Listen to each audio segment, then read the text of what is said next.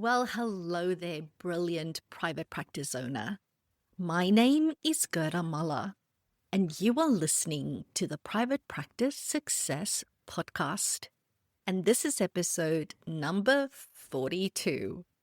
Yes, I am back. I do hope you've missed me.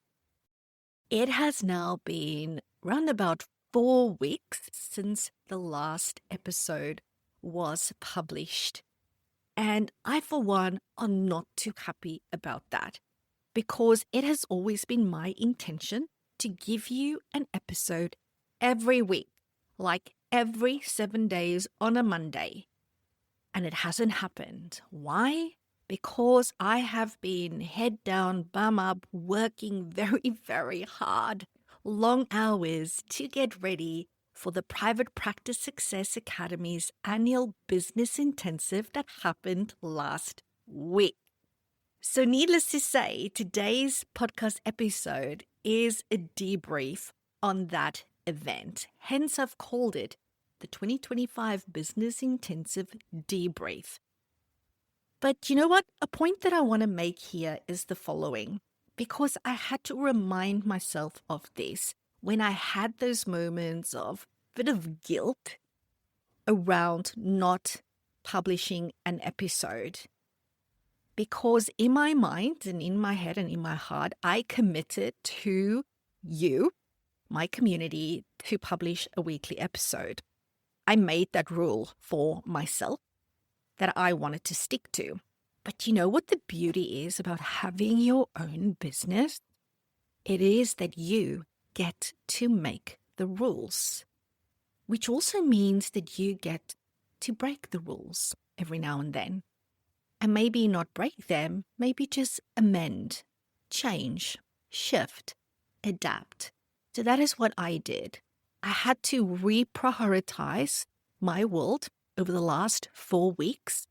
I put an incredible amount of pressure on myself to make this once a year event fairly awesome, right? And therefore, I have to put in the time. And that means that I need to drop other balls in my world in order to achieve that. So I had to reprioritize. And unfortunately, the podcast episodes were one of those balls that I dropped.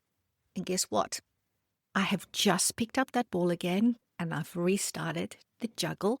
And I cannot wait to keep on gifting you weekly podcast episodes into the foreseeable future.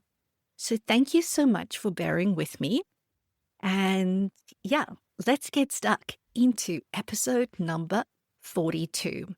As I said, this is the 2025 Business Intensive Debrief. So the Business Intensive is a 2.5-day annual event. I've run it now twice.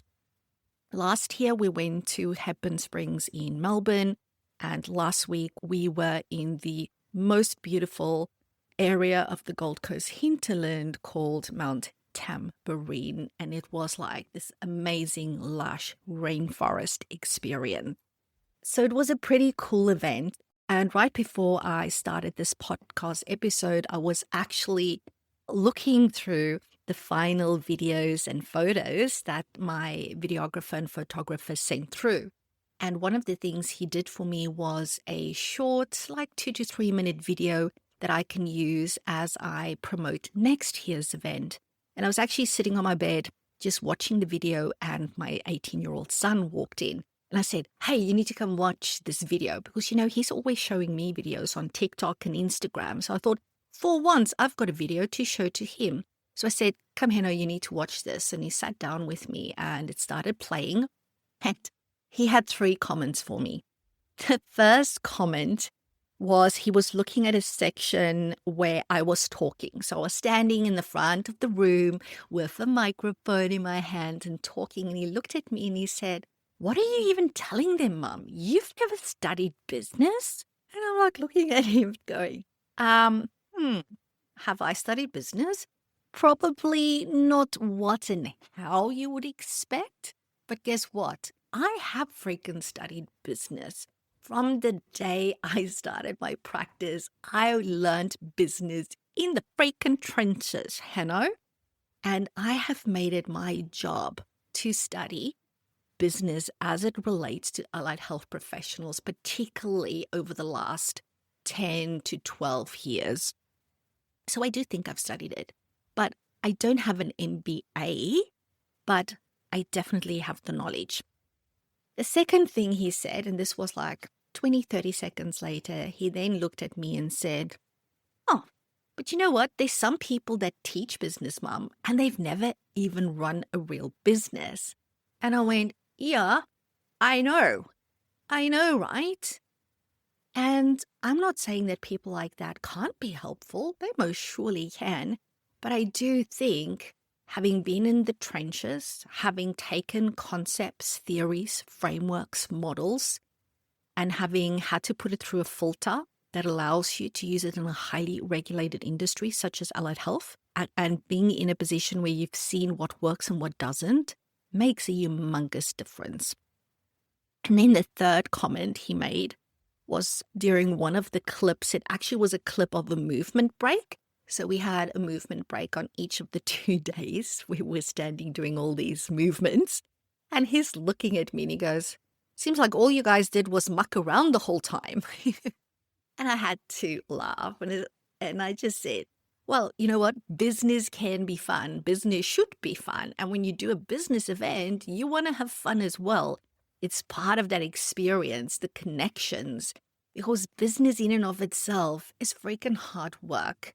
There's challenges most days. There's at least one crisis a week. No matter how hard you plan it, something happens, right? So we have to bring in some fun, aka some mucking around." So I took it as a really big compliment that both me and the business attendees did some fabulous mucking around. Then I did wonder, like, I'm not sure, maybe there's too much mucking around in this promotional video. Maybe people are going to think that's all we do at the business intensive, which is not the case.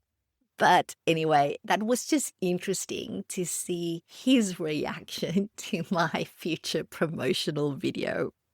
So let's get stuck into it. If you're listening to this and you actually did attend the business intensive, I'm really hopeful that this is going to take you a bit down memory lane. And if you weren't there, hopefully this will give you some insight into what happens at this once-a-year event.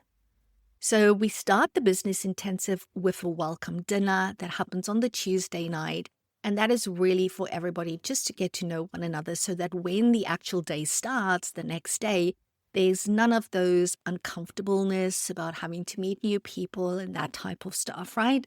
So it's just a wonderful 3-course dinner, very nice, casual meeting people that are all there. And then we do 2 full days of business, which involves learning new things, but also implementing. We actually significantly changed the structure of the 2 days after last year's event. So every year I do send out a feedback survey, and it was really interesting, the feedback that people gave last year. It was really amazing. But one of the things, well, the thing they said was that they would love to hear more from me, aka Gerda. And I initially thought that no, people aren't coming from me. They're coming for all the experts that I'm putting together to talk to them. So this year, I actually did more skill sessions than what I did last year. And there was a lot of implementation connected to those skill sessions. So that was the big thing we changed from last year to this year. So I'm not going to go into each and every session that we ran, but I'm going to take you through the main ones. So on the Wednesday, the first session that I ran was on crafting the ideal organizational structure. So that is basically, what should your structure look like and how is that visually represented in an organizational chart? And I want you to really think about, do you have an organizational chart in your business? Yes or no? Is that chart actually written down, like documented? Has your team seen it? Do they understand it? Because your org chart is really the blueprint of your business. It sets out who reports to who, what is the lines of communication, what is those career pathways available to your team. It really provides an immense level of clarity which is really important for your team to have. And if you do a deep dive into organizational structures, you might be surprised, like I was, that there is so many different types of organizational structures out there. And some of them are freaking complicated, right? So what I did is I did a lot of research into all of those. I looked at what I've seen amongst practice owners across the levels of private practice development, as well as across various different disciplines. And I came up with 3 recommended organizational structures. And I also selected one that was particularly suitable for level 1 and level 2 private practice, one that was suitable for level 3 and 4 practice, and then one that was suitable for level 5 and beyond group private practice. And we went through all of that. We also did a really great self-assessment exercise where I asked everybody 18 very specific questions as related to their business operations, which really indicated some important red flags that would need to be addressed. So the higher your score out of 18, the more red flags you had that your organizational structure was not what it was meant to be. And the majority of people actually had some really interesting results, and there was a very big range. But that assessment really helped them to see what is the stuff that can go wrong when I don't have an org structure.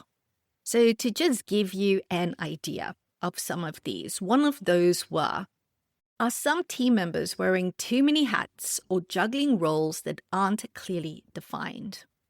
Another one was, do you find that communication breaks down between different roles or teams? Another one, are there bottlenecks in decision making with issues getting stuck at a particular point?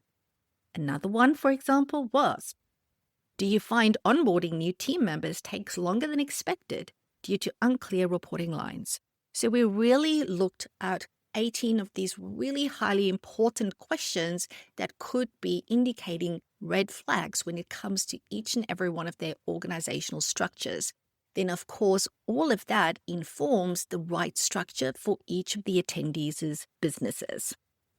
Now, I'm going to guess that some of you might think, I don't really like an org chart. It feels very corporate-y. It feels very top-down.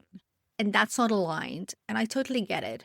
But the fact of the matter is, if your people, your team, do not know who's who in the zoo, it's going to be complete chaos. Let me just say that.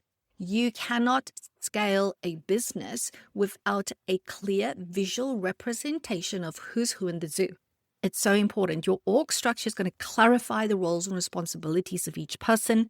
It's going to identify inefficiencies and bottlenecks. You shouldn't just be hiring because you think you're ready for your next person. Your org chart and structure should be informing, who are you hiring next? So it really identifies gaps in your structure. It improves communication.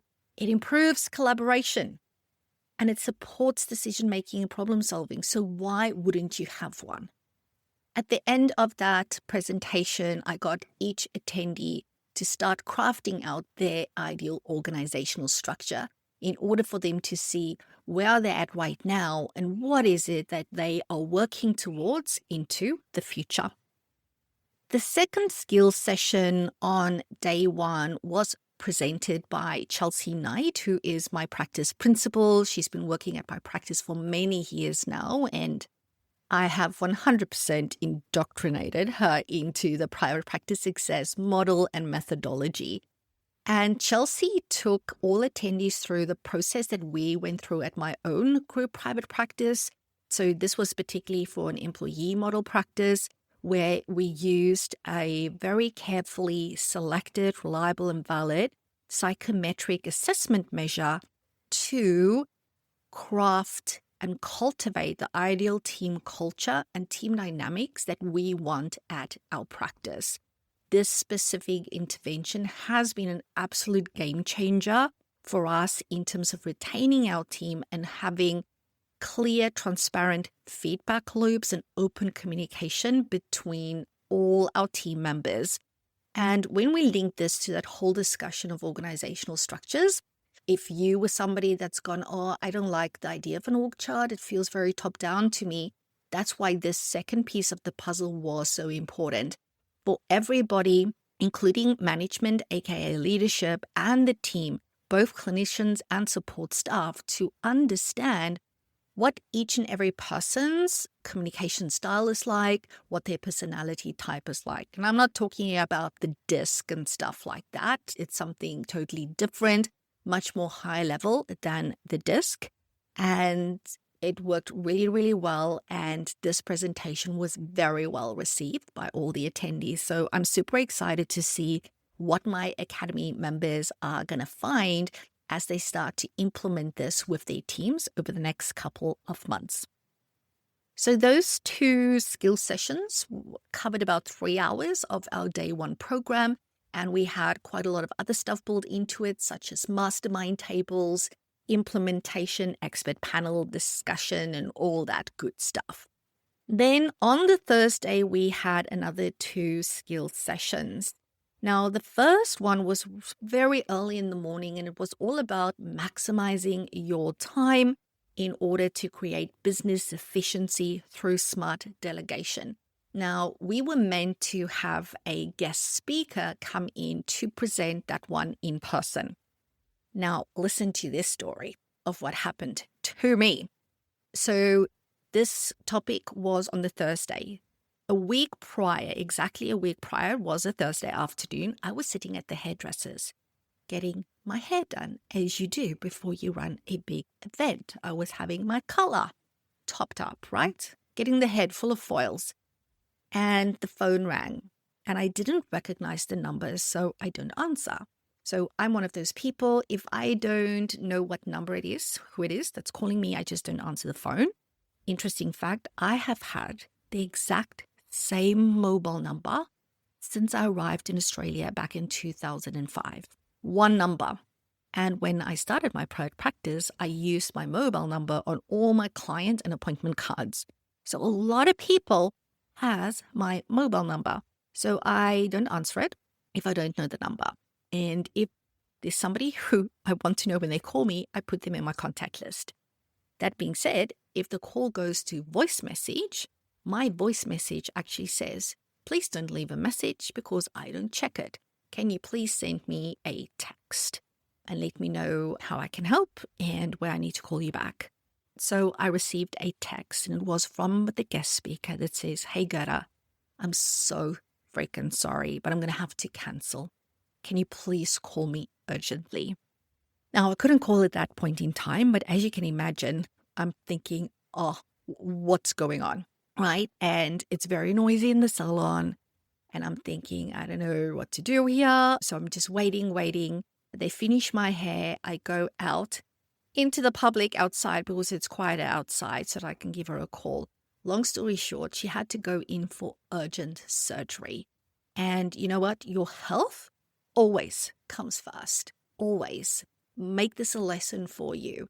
And she was so apologetic, the guest speaker. She said, Gerda, in all the years, I've never had to cancel on anybody. I've known this person for almost 10 years now. We met when we were both on the same book writing retreat back in, 2016? Well, that's 9 years. Will be 10 years next year. So I know she's such a person of great integrity, and I knew that she wouldn't cancel on me unless she absolutely had to. And she had to. And I said, don't worry about it. It's perfectly fine.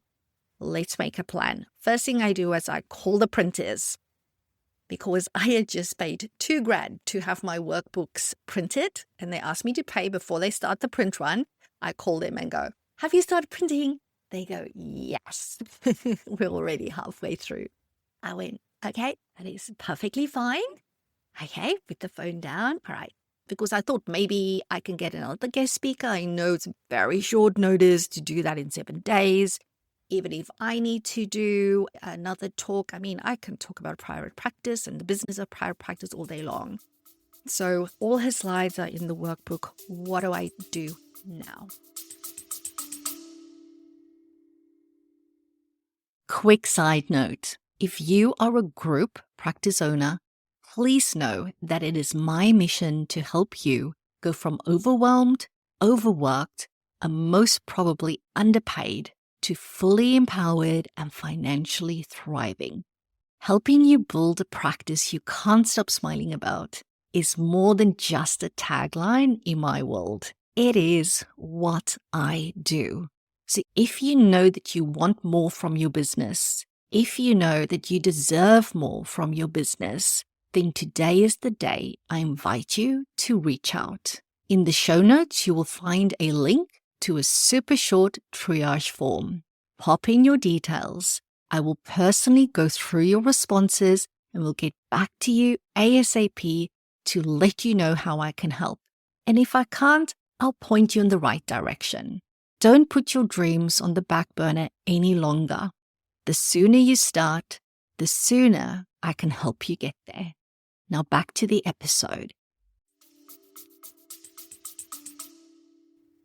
Long story short, what we did is she sent me a recording of a presentation that she did previously.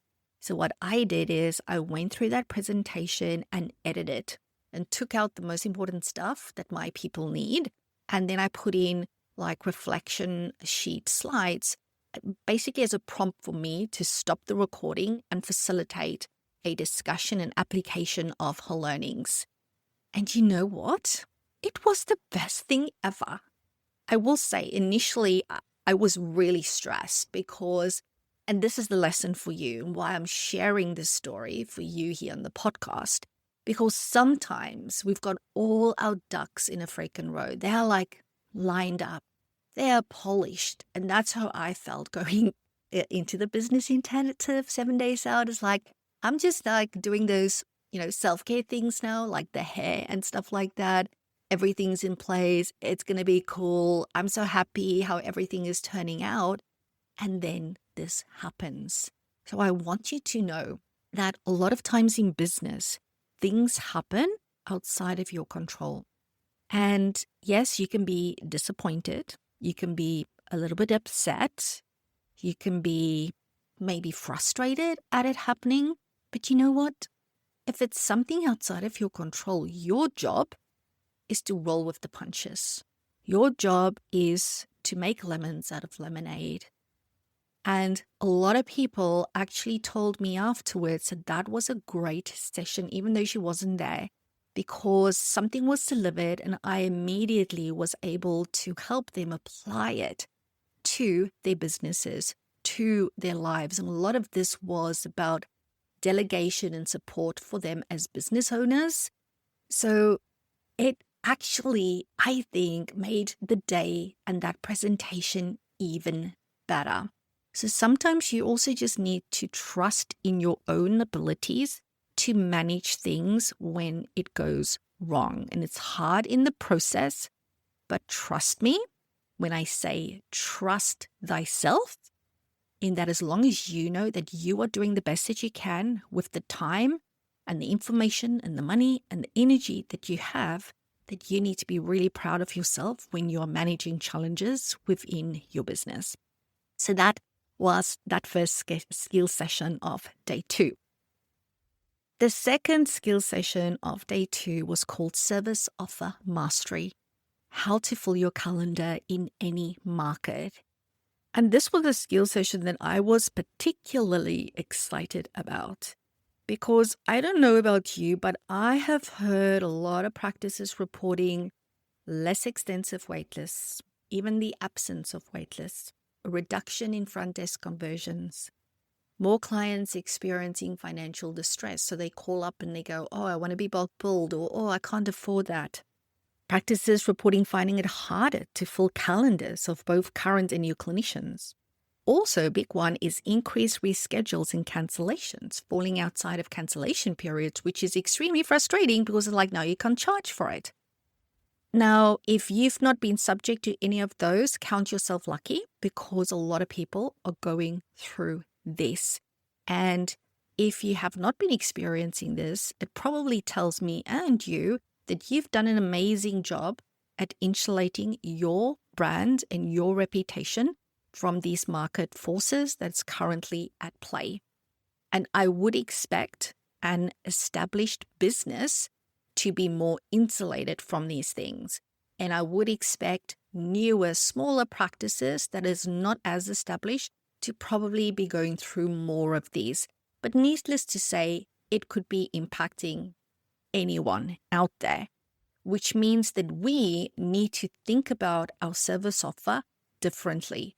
Doing the exact same thing that everybody else is doing ain't working. So I really spend a lot of intensive time talking to the attendees and participants around the risks and the rewards that your potential and current clients are probably thinking about when they're making their buying decision. And then I took the attendees through 3 keys of what can we do as business owners to manage those potential risks and rewards. And that was a pretty kick-ass session, even if I do say so myself. The rest of Thursday also, again, just like the previous day, had a lot of implementation and expert panel discussions built into it. Oh, I also forgot, across both days, we had admin breakouts where people had practice management and admin specific sessions. We also, on every day, had a deep rest and restore session, really making sure that people know how to do that. How do you engage in deep rest and restoration in the middle of your workday, right? In a time efficient manner. And that sounds so contradictory. But I know you are going like, I don't have time for that. I'll do that when I'm on holidays. Like, when does that come? And do you actually have good time off when you're on holidays? So we need to be building those things into our day-to-day work as a practice owner. And so that we can also teach that to our clinicians, right? We have to have a proactive approach to burnout prevention by doing things like that rather than waiting until it is too late. So as you might have gathered, the business intensive really had a lot of facets to it. And I'm finding it hard to go, what was my favorite part of it? But if I really have to decide, it is just being in the room. I can put on paper everything that I taught the people there, but unless you are in the room and you get to engage and you get to ask questions, you get to have those discussions, it's just not the same. And the people that were in that room were just so generous with their energy, with their knowledge, and with who they are. And it does feel a bit corny to say this, but there was magic in that room. It felt magical, it felt safe, it felt secure. There was no competitiveness. There was no like withholding.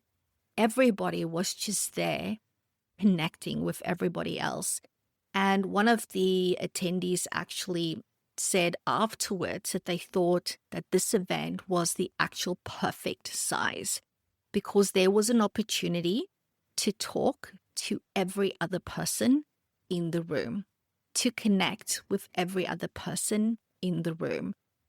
And that is what I really love about the PPS Academy. I don't want it to be those huge rooms where there's 200-300 people in it.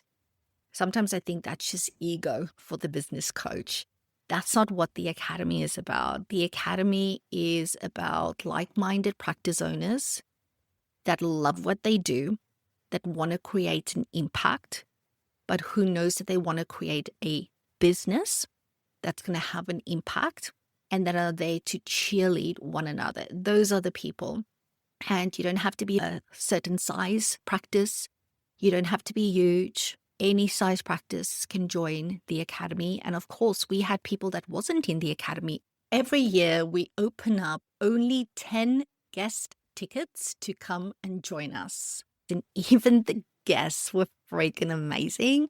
They were super cool. They were so good.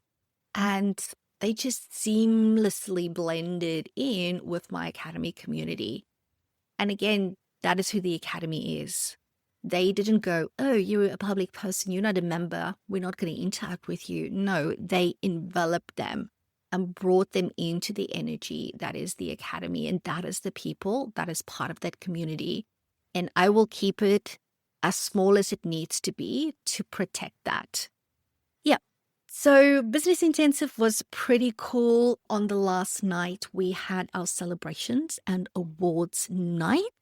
No, this is not a gala event. This is a goodies and Uggs event. So we don't dress up in the academy, we dress down because after 2 days of learning and doing and implementing, you want to let your hair down. So that's what we do. We still have a 3-course meal because I love to eat and I love good food. But that happens on the Thursday night. We also presented 10 awards to Academy members for very specific achievements. And then we presented our level 5 awards. So that is for practice owners that has achieved level 5 status on the levels of private practice development. And then the final award of the night is our extraction award.